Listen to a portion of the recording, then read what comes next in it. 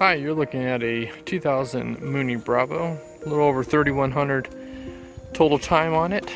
It's got 1142 on the engine for a 2000 TBO. Lots of life left in the engine. Complete service records and those logs are on controller for the ad. It's got the cab system's Fike flight into known icing, so this is going to be more than just inadvertent. This is no kidding. You can file with icing, and it does quite well. It's got a TKS tank for good for a couple hours, and used it a few times real world, and it does exactly what it's supposed to do. So great. Plane's got dual redundant systems. It's got 2 vacuum systems, 2 alternators, 2 batteries. Everything you need for multiple redundancies, especially when doing IMC or hard IFR. You can see the paint right here is about an 8, maybe a 7.5 out of 10. Luster's still pretty good. It's original paint, but it does have a couple scratches and chips in the paint that you can see, especially on the wing root.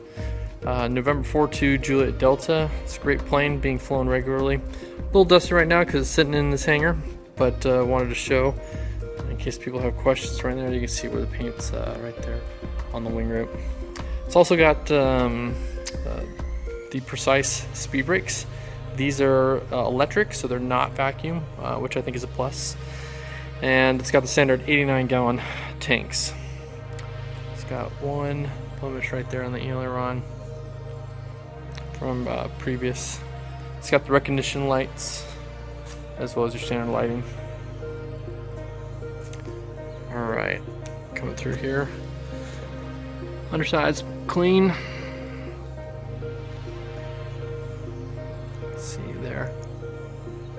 And new main tires as of about a year ago, and the front tire was just replaced not too long ago. Alright, we'll jump on inside and talk about what you can see on the avionics and interior. Be back in a second. Mechanical HSI, ADI, and a backup ADI. It's got the, you can see right there, 3.2 gallons of the de-icing fluid, as well as your enunciator panel. Everything works here. It's got trim to include rudder trim, as well as all your light stuff up here for your panel. Alright, interior is probably about a 7 out of 10. Overall, the seats are in decent shape. There are some tears, minor tears in the center front right, and then the rear right there. Other ones are good, but otherwise everything is clean with good support. Got wear patterns from the pilot side on the carpet. And glass is in good shape. Come back to the baggage area. What's great about the long body Moonies is you've got a ton of room here. So see enough stuff to bring for a weekend. We successfully used this for camping as well as beach trips and whatnot. It holds really a lot amount of stuff here. Also, these rear seats will come down and you can lay them flat to fit to include bikes. So I put mountain bikes in here as well. Got the hat rack with standard weight limitation. I think it's 10 or 15 pounds for the weight there. Carpet's in good shape, no stains in the back.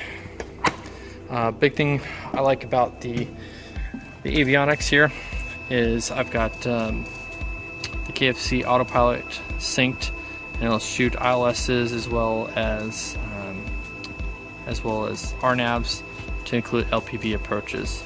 So you can couple it on takeoff and basically fly it down to mins if you so choose. It's also got a GTX 345 transponder, ADSB in and out. It also syncs Bluetooth wirelessly, connects to your iPad for flight and gives you traffic, as well as it's also synced up to the traffic on the 530 WAS.